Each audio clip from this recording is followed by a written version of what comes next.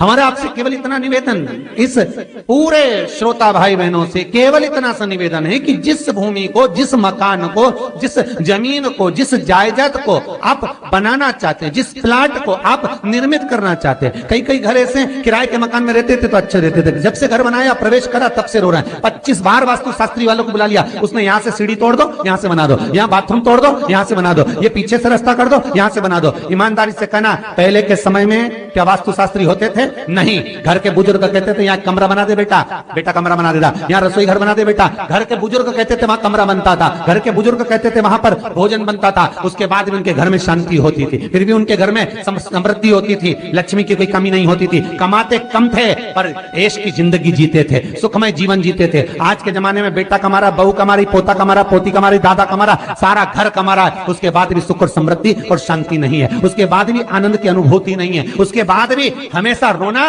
केवल सुख का होता है। जरा सा घर में 4 लोग रह रहे हैं पर चारों के मुंह भगोने जैसे रहते हैं, एक तपेले जैसा मुंह, एक भगोने जैसा मुंह, एक थाली जैसा मुंह, एक बल्टोई जैसा मुंह, सब कोई बोलने को तैयार नहीं, क्योंकि जब जब बोले तो बर्तन की आवाज आए तो बोले ही नहीं। एक माँ बैठी टीवी के सामने, एक माँ बैठी, एक सोफे पे बैठा, बोले ही नहीं आपस में। वो सुख गया कहां महाराज?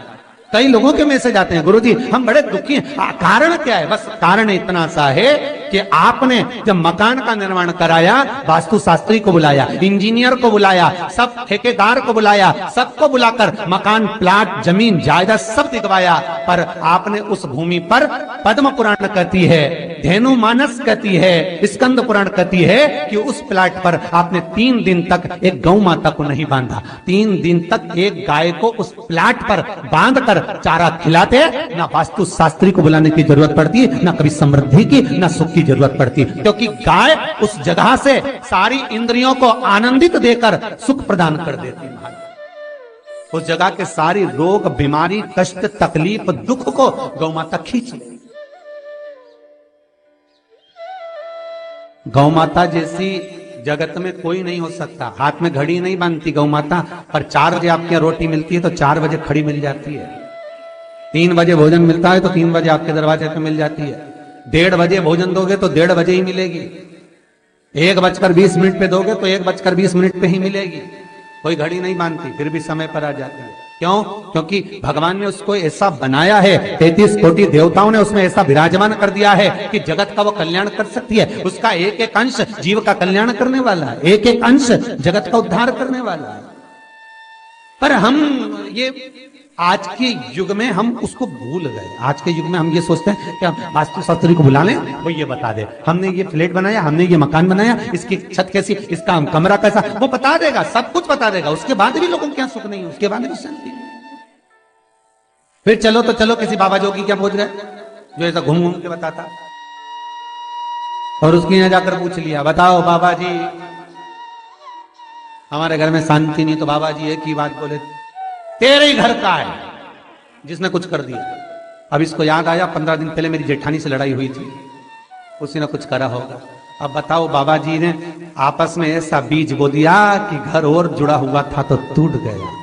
कोई बाबा, जोगी, सन्यासी, तपस्वी, साधक, उपासक कभी नहीं कहता कि घर का है। हमेशा याद रखो, संसार में किसी की सामर्थ्यता नहीं है कि कोई आपका बुरा कर दे, किसी की सामर्थ्यता नहीं। संसार में किसी की सामर्थ्यता नहीं कि आपका बुरा कर दे, बस आपका बुरा आपका किया हुआ कर्म करता, कोई दूसरा नहीं कर सकता। एक नींबू गिर गया दरवाजे पे तो 14 दिन तक नींद नहीं आई। सीसीटीवी कैमरे में देखो कौन पटक के गया, मेरे को तो 3 दिन से शंका हो रही पड़ोसन से। अब बताओ, जब कैमरे में देख लिया तब मालूम पड़ा बेचारा साइकिल वाला सब्जी लेके जा रहा था उसके घर पे और नींबू पॉलीथीन से टपक गया। तब सुकून मिला कि ये नींबू, तब सोई आराम से कि पड़ोसन ने कुछ नहीं किया। ना जाने किसने क्या विद्या कर दी, ना जाने कौन ने कौन सा टोना मार दिया। केवल एक दीवार ऐसी होती है जहां पर हनुमान जी का चित्र लगाया जाता है। चाहे तुम पर्वत उठाने वाला चित्र लगाओ हनुमान जी का, चाहे बैठे हुए लगाओ, चाहे रामायण पढ़ने वाला लगाओ, चाहे लंका दहन करने वाला लगाओ, चाहे राम नाम जपने वाला लगाओ, चाहे लक्ष्मण को संजीवनी देने वाला लगाओ, चाहे मौन मुद्रा में लगा दो, चाहे स्तुति में लगा दो, चाहे भजन में लगा दो, हनुमान जी का कोई भी चित्र लगता है तो ना पूरब में लगेगा, ना पश्चिम में लगेगा, ना दक्षिण में लगेगा। हनुमान जी का अगर चित्र लगता है तो उत्तर की दीवार में दक्षिण को देखते हुए लगता है, केवल एक ही स्थान।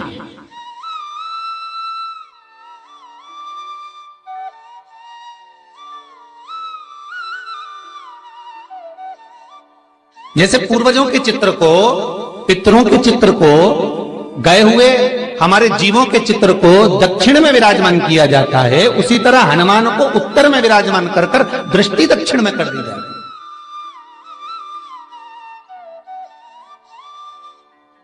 घर में हनुमान जी के जितने फोटो होते हैं उसको केवल दक्षिण दिशा में लगा और उत्तर दिशा में लगा बिठा देते हैं, और दक्षिण की ओर उनकी दृष्टि होना चाहिए, दक्षिण की ओर उनका मुख होना चाहिए। क्यों? महाराज, अगर व्यक्ति के जीवन में कोई बीमारी आने वाली है, व्यक्ति के जीवन में कोई रोग आने वाला है, व्यक्ति के जीवन में अगर कोई कष्ट आने वाला है, व्यक्ति के जीवन में अगर कोई परेशानी आने वाली है, व्यक्ति के जीवन में कोई एक्सीडेंट का योग भी बनने वाला है, तो शास्त्र कहता है वो दिशा दक्षिण से ही बनता है।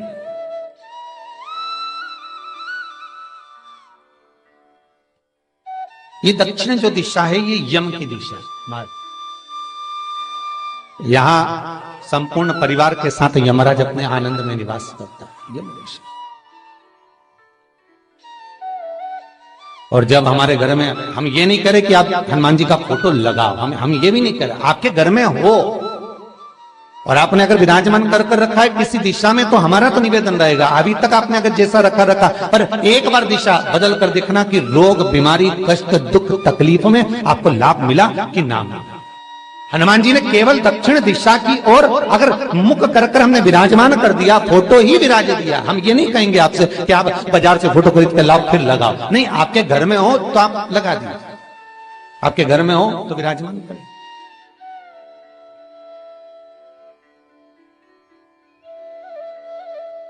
अच्छा, कितनी विपरीतता है वो भी आप जरा जानिएगा महाराज, कि शंकर भगवान के ऊपर जो जल चढ़ाया जाता है उसकी जलाधारी उत्तर में जाती है।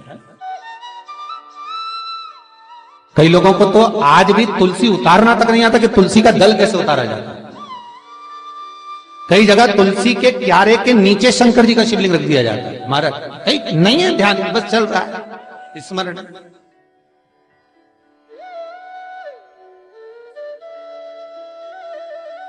भगवान शिव का जो जल जा रहा है वो उत्तर की ओर जा रहा है, और हनुमान जी को उत्तर में विराजमान कर कर मुख दक्षिण की ओर कर दिया गया। क्यों?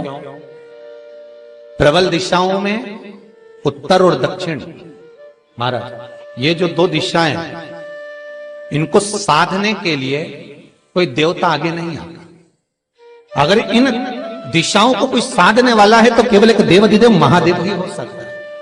काल का हरण करने वाला वो महान काल ही हो सकता है। शंकर का ही एक अवतार है हनुमान जी महाराज, रुद्र अवतार महाराज। हनुमान जी से कहा तुम दक्षिण की ओर दिशा पर संभालिए, शिव जी कहते हैं मेरा जल जब उत्तर की ओर जाएगा तो इस दिशा को मैं संभालू, चिंता ना करिए।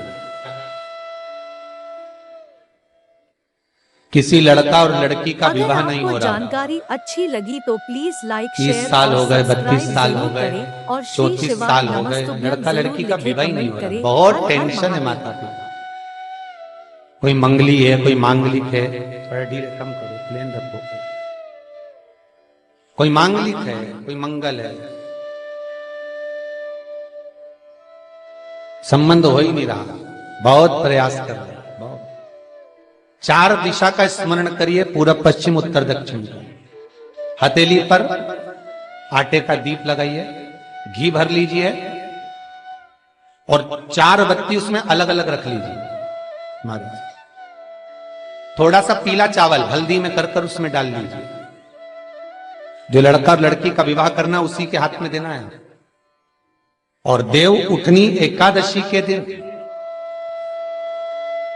जिस दिन देवता उठेंगे, जिस जगह पर तुलसी शालिग्राम का आप पूजन करते हो, गन्ने के नीचे, ईख के नीचे तुलसी का क्यारा रखकर पूजन करते हो, वहां पर भगवान शिव और भगवान नारायण का नाम लेकर उस दिए को रगवा दीजिए और वहीं पर हल्दी का तिलक उस लड़का या लड़की का कर दीजिए।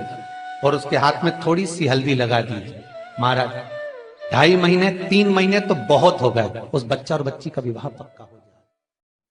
वीडियो पसंद आए तो प्लीज़ लाइक कीजिए, चैनल को सब्सक्राइब कीजिए, अपनों से शेयर कीजिए और कमेंट में हर हर महादेव जरूर लिखें। धन्यवाद।